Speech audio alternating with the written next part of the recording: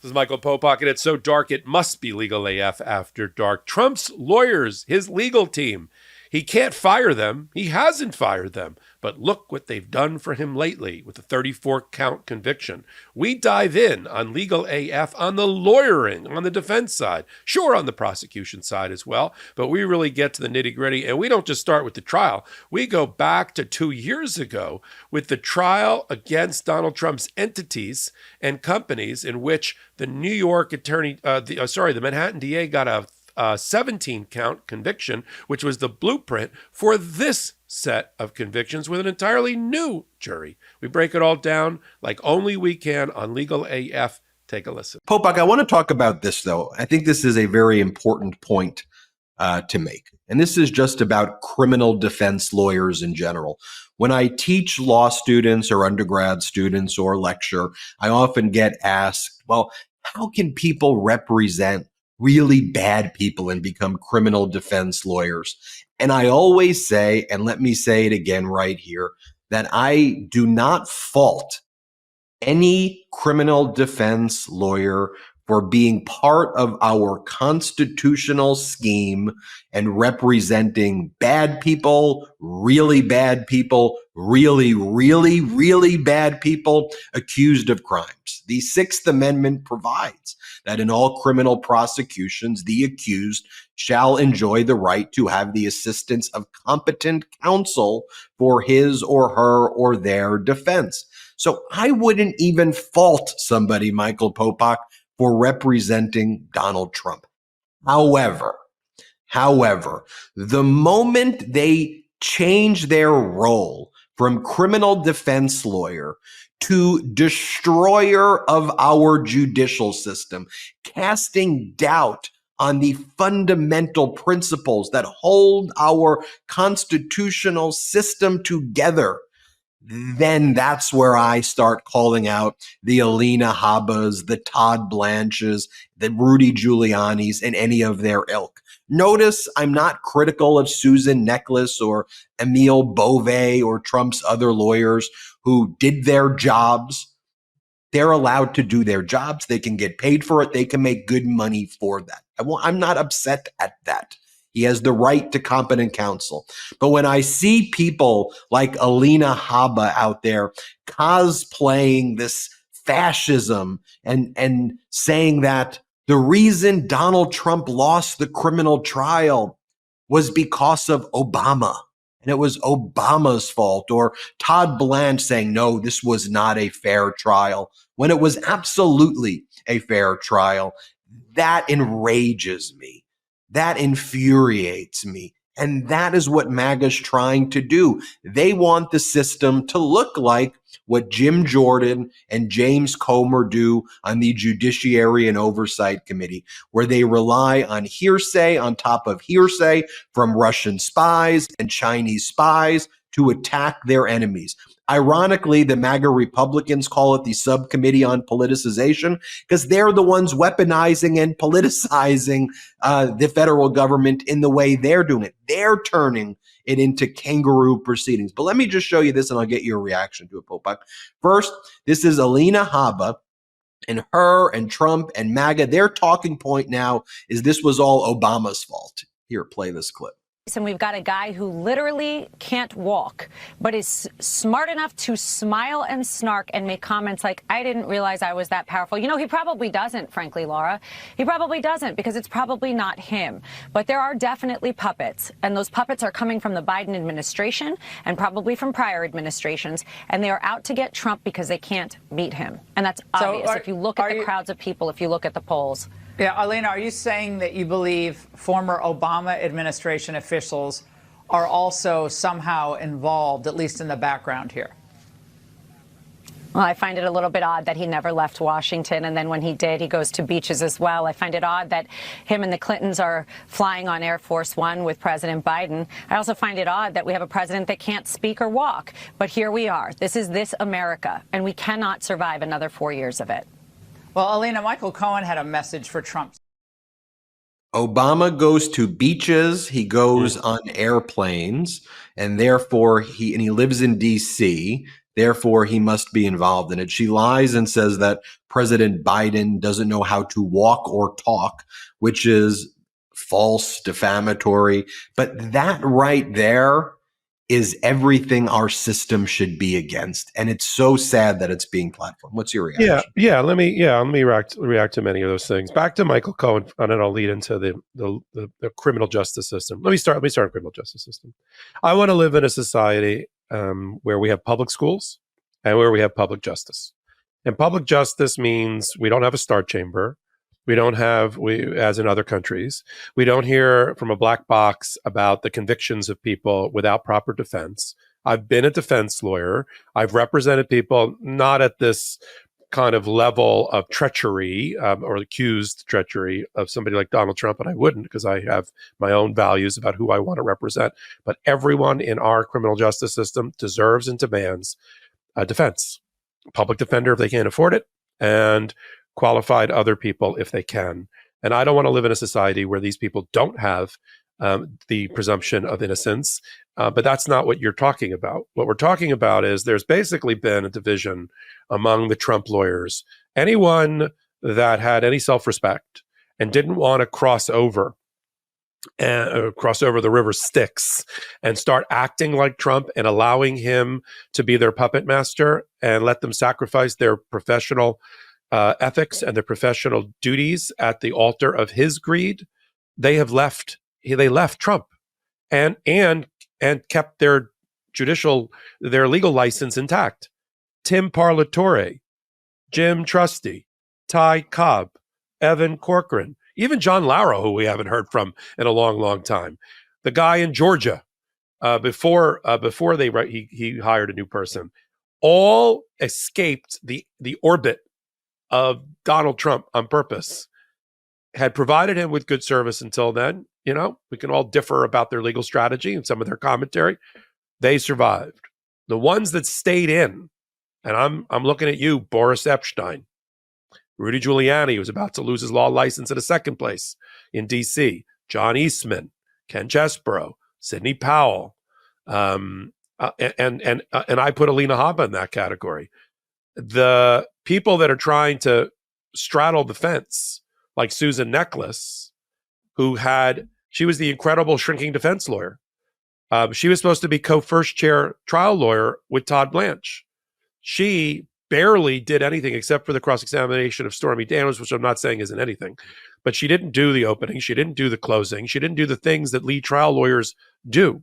Todd Blanche ceded to his associate, Emile Beauvais, who did okay, some of the major critical cross-examinations.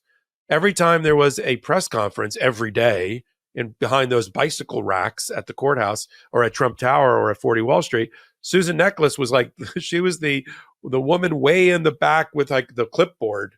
You like if you didn't know who she was, you think she had wandered into the picture, because she's trying to hold on to her professional ethics and responsibilities and her career. And so that is the distinction that you've made properly to your law class. No one in our audience should want to live, and I know they don't, in a world where Donald Trump, Pablo Escobar, Jeffrey Dahmer don't have defense lawyers. I want them to have it. But what we've been constantly critiquing and criticizing is the crossing over from that and doing inappropriate things, unprofessional, unethical things, lies to the American Habba. I mean, the only way you know Alina Habba is lying to the American public is her lips are moving. I mean, everything that comes out of her mouth is salacious, defamatory, and just plain false. And she's the human shill for Donald Trump as well as the others. And Todd Blanche doesn't cover himself any glory with me. I know he gave a recent interview. You and I will talk about some of the things he said about fair trial and why Donald Trump didn't testify and all this. He seems like a reasonable person, but he has made his lot with the devil as well in the way that he has presented himself. Now, I get the role model, and I'll leave it on this.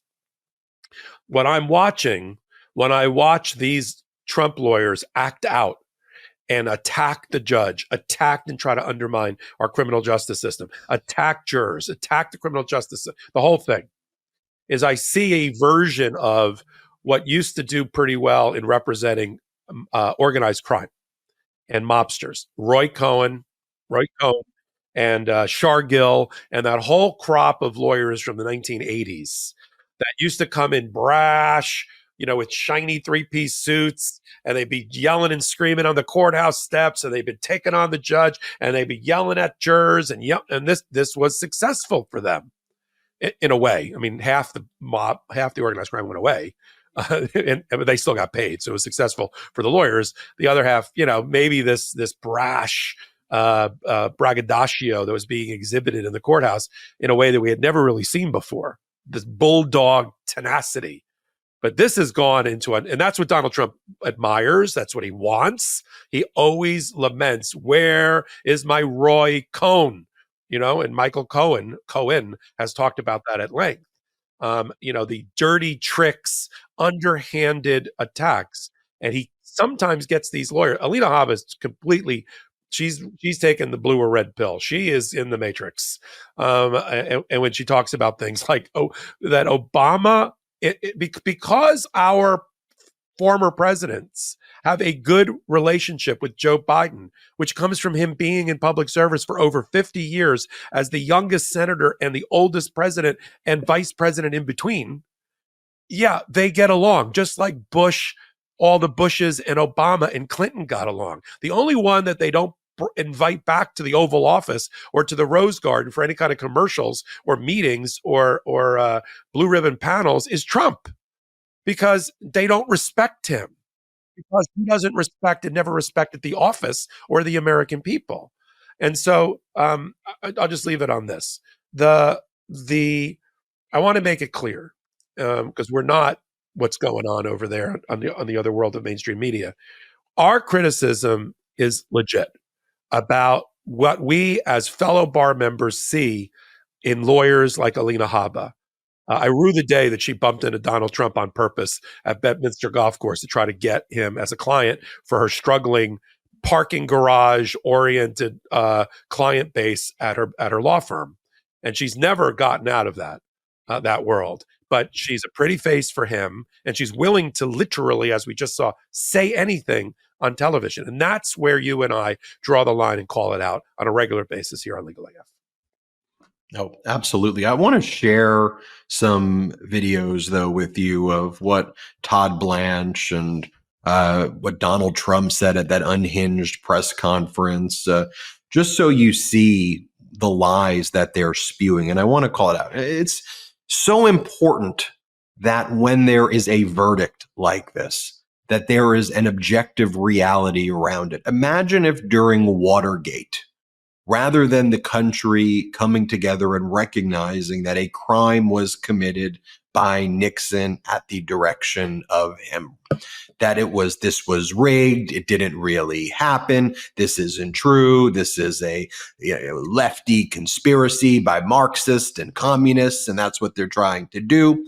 Notably, after Watergate, someone by the name of Roger Ailes created a memo about how to create a right-wing propaganda network to brainwash America that made its way into the hands over a decade or two unto Rupert Murdoch, who was building his media empire, and they created Fox together, and with the idea of pumping and injecting propaganda and disinformation and lies into the veins of America because of the Watergate experience. And they thought, had there not been an objective media, but had there been propaganda media, they would have been able to maintain power. Then go back, look at it. That's how Fox started, generationally. And that's why it's so important that we engage in this generational project that is MeidasTouch in order to keep building what we have here. Let me just show you some clips. This is Todd Blanche. Here he's on Fox, Trump's lawyer, when he's asked did you think your client got a fair trial? Let's play this clip first. Did your client get a fair trial? I mean, no, I don't think so. I mean, we've been saying for over a year that we couldn't get a fair trial in Manhattan. We couldn't get a fair trial with the judge, and it played out in lots of ways exactly as we expected. What about all of those rallies that you said were existing and all of these supporters outside and these purported union workers who you claim supported you and the rallies that you claimed you were holding in New York and how you claim you're going to flip New York and that there's actually all these Trump supporters who live in Manhattan and that you're beloved there? That's the other messaging that they put out there. Look, they got a fair process where they were involved in the jury selection. There was a grand jury that indicted. Donald Trump got access to ostensibly competent counsel to represent him. Donald Trump made decisions like that he wasn't going to testify after claiming he was. They made the decision not to call witnesses and really put on any defense other than calling Robert Costello. And then they want to whine about it. They got a fair and impartial jury who rendered this verdict. Let me just show you one example. This is when Donald Trump would do those press conferences outside and you would have Todd Blanche just kind of stand there like this and, look like a mannequin, like he didn't even move from the day before. This is Donald Trump whining that a lot of key witnesses were not called. Let's play this clip. Time ago. But a lot of key witnesses were not called. Look at your list. Look at the players. And you know who I'm talking about. You can take 5 or 6 of them. Why didn't they call those witnesses? They didn't call them because they would have been on our side. And it's a shame. And in particular, one witness who's now suffering gravely because of what's happened, because of the viciousness of these thugs. The vicious people, what they've done to that person. And you know who I'm talking about. And they didn't call him as a witness. They didn't call anybody as a witness. And all these people, you could have called them. I want to show. I've got more though, Popok. Before I'm going to turn. Yeah. I You want could to have build called on all the this. witnesses, Alan Weisselberg included, if you wanted them. Well, and then Trump's lawyer Todd Blanche, and giving the interviews after the guilty verdict, goes on CNN and he's asked, "Hey, Trump was saying there's witnesses you could have called. Why didn't you call them? Why didn't the defense call them?" Here, play this clip. When he was leaving, one thing he brought up were the witnesses who were not called. And he was saying that there could have been witnesses that would have helped make the case. We never saw Keith Schiller, Alan Weisselberg, some key figures here who got brought up a lot. Why didn't the defense call any of these witnesses? Well, because we happen to live in America and we don't have the burden of proof. And so there's not... That's not the point. That's a question that is a loaded question that should not be asked of a defense attorney or a defendant. The question that we asked the jury, and they ultimately obviously got passed, is why the prosecution didn't call those witnesses, right? You, as a defense attorney, you don't go into a case saying, I'm going to fill the holes of the prosecution, right? And Keith Schiller and some of the other witnesses that were not ultimately called, in our view, should have been called by the prosecution, and we asked the jury to take a hard look at that. I don't know whether they did or not, but they convicted. Todd Blanche.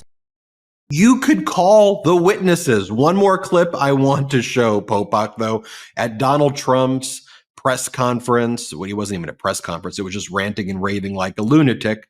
He also tried to explain why he said he was going to testify, but then ultimately didn't. I want that one. Go ahead, go. would have testified. I wanted to testify. The theory is you never testify because as soon as you testify, anybody, if it were George Washington, don't testify because they'll get you on something that you said slightly wrong and then they sue you for perjury. But I didn't care about that. I wanted to. But the judge allowed them to go into everything that I was ever involved in, not this case, everything that I was ever involved in, which is a first. In other words, you could go into every single thing that I ever did. Was he a bad boy here? Was he a bad boy there? And my lawyer said, what do you need to go through? And all you wanted to do is testify simply on this case. Because I would have loved to have testified. To this day, I would have liked to have testified. But you would have said something out of whack, like it was a beautiful sunny day and it was actually raining out. And I very much appreciate the big crowd of people outside. That's incredible what's happening. There's a big crowd of people. They love me in New York. I'm not going to get a fair trial in New York, but look at everybody. I know you're chomping at the bit to respond right now, and I probably can't even hold you back. First of all, let's get out of the world of fantasy and unicorns and rainbows, and let's get into reality. And Todd Blanche knows better, and he basically lied to Kristen Welker, not Kristen Welker, the other interviewer for CNN. Here's the story: he is confused, and therefore has confused people that watched him. We're talking about Blanche now, about the burden of proof, and your defense, and trying to inject reasonable doubt into the case. I agree with Todd Blanche that the burden is on the prosecution beyond a reasonable doubt to prove their case. You don't have to do an opening for the defense. You don't have to do you don't have to do a closing. You don't have to do anything if you don't want to.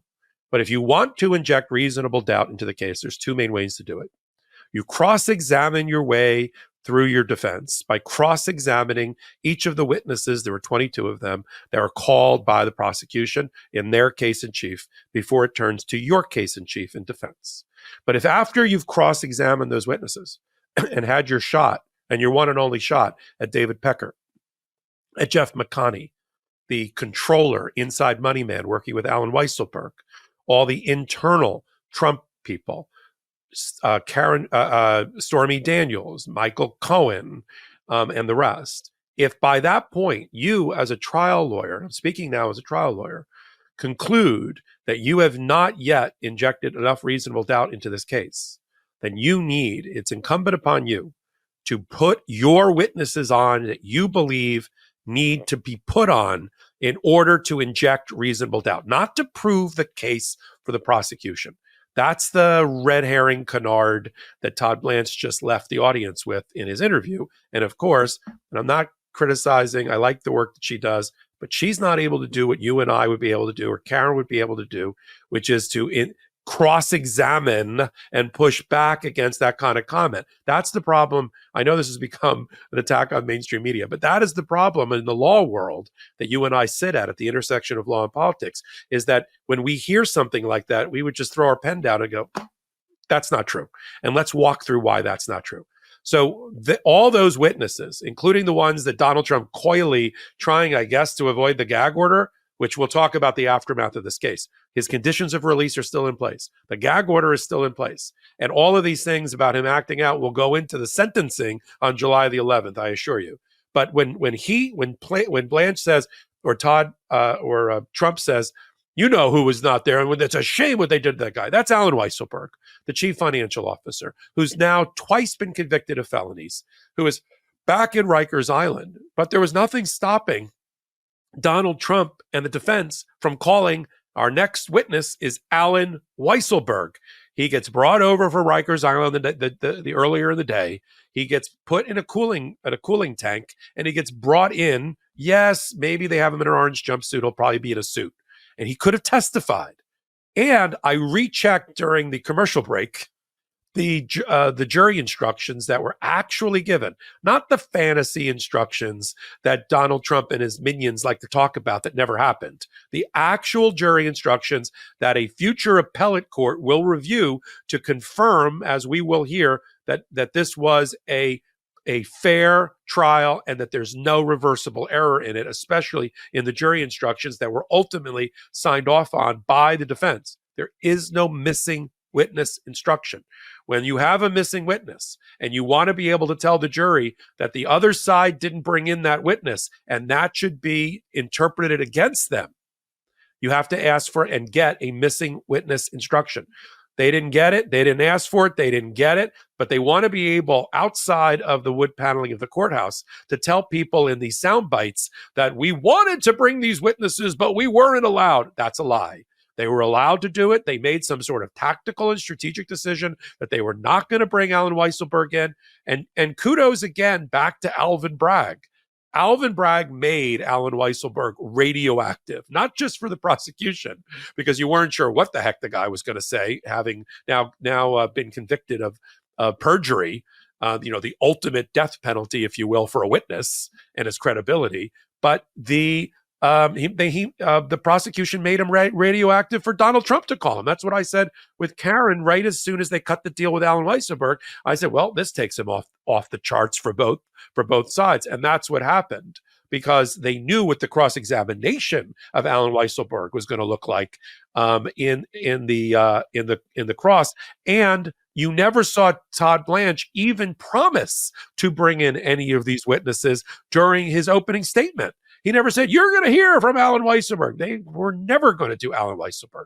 It's one thing to say, you're not going to hear from our witness, our Donald Trump, because you're not sure yet. And that's why defense lawyers in criminal cases never make promises to put on, unless they've already made that decision that the guy's going to take the stand. So they leave it open, give themselves some optionality, just see how the case is going. Like, oh, we can't. It's like boxing match. Wow, we're really behind on points. If we don't put our guy on, this is how Sam Bankman-Fried ended up taking the stand, and it didn't work. He's serving 30 years now in the FTX collapse and the fraud there, because they had to put him on because they realized they had no case in front of the jury for the defense if they didn't at least put Sam on. Here, they were like, no, we're not going to put him on. So I want to disabuse everybody of the concept that there were missing witnesses, that the judge gave a missing witness instruction, which he did not, and that the defense was limited in some way. There was some barrier to them calling witnesses to inject reasonable doubt into this case if they wanted to. And I'll give another example. There were witnesses listed, including by the defense. They were going to put up an election law expert. Just to remind our audience, and we'll talk about the jury instructions issue a little bit later on this podcast.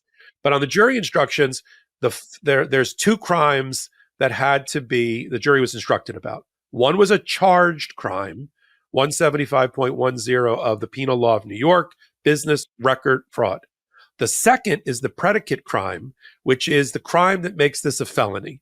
That's why, because if it's just 175.10, this would be 34 counts of a misdemeanor. In fact, I'm not even sure we have this case tried against Donald Trump, if that's what it was. There always needed to be, because they weren't going to bring a misdemeanor case against Trump. They were only going to bring felonies if they could make it out. And again, shout out to Alvin Bragg, who figured out how to do cold fusion. He figured out how to split the atom. He needed a second crime. What was it? And the reality is that second crime never had to be charged. It's an uncharged crime. And there could be a choice that the jury could make for general criminality and intent.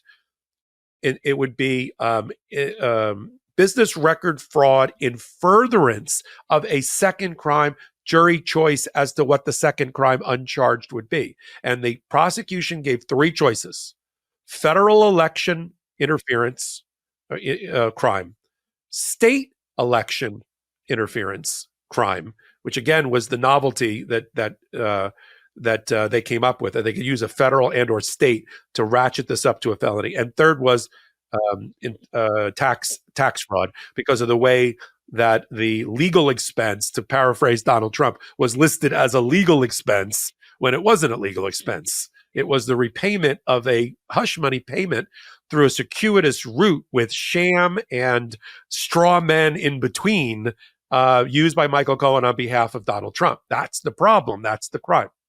So the jury, having selected from all of those things in the jury instructions, had to reach their conclusion.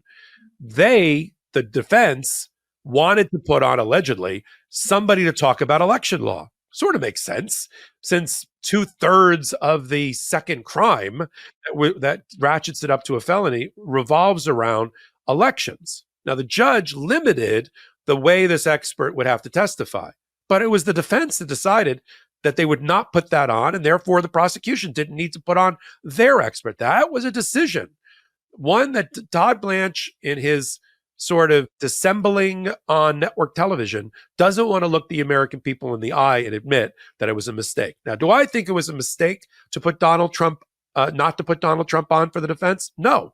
That's one area that I agree with them, Ben. Donald Trump, not because his bad boy, which is also code word for felonious criminal conduct, would have gotten him in trouble, but because every time Donald Trump has not given speeches and not lied to the American people in rallies or in press conferences, but every time he's done something in the courtroom in one of his cases, it has gone terribly awry and south.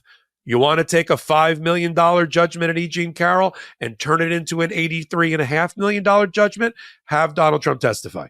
You want to lose $465 million of your money in a fraud case by the New York Attorney General, have Donald Trump testify, be found to be a liar under oath by the judge there, and have him take over part of his own closing argument. How did that go for you, Donald? So we always said, and you and I had a little bit of a friendly bet with Karen until she came over to our side, because we're kind of defense lawyers in our mentality. There was no way that Donald Trump was ever going to testify. That would be a gambit and a gamble that was never going to be worth it. Even if they were way down on points. And so they didn't. And I agreed with that decision. I agree with that decision. For Donald Trump then to do what he's done, which is get up on his soapbox and tell everybody, I want, as he says in every case, I wanted to testify, but I was prevented from testifying. That is a lie. This case, I'm going to leave it on this, Ben. This case, yes, he's going to take his appeal. I am very confident, based on the presentation of the evidence, the objections that were made and sustained, and the ultimate jury instructions, and the law that was provided, and the law that was from the indictment forward that was allowed to be presented to the jury, that the appellate department, the appellate division first department, which is the Manhattan Appellate Court, which is the first stop on the train before the Court of Appeals, is going to affirm in all aspects and find no reversible error by Judge Merchan, who, again, we should give a shout out to Judge Merchan, who's getting violent attacks against him once again, that the Department of Public Safety has to make sure that he is not violently, or his family violently or mortally injured by Donald Trump's minions, who believe that he gave some sort of false instruction, which was not true. I'm going to fast forward. You and I will report that there was an appeal, that the appeal lost, that the second appeal lost, and Donald Trump is going to get sentenced.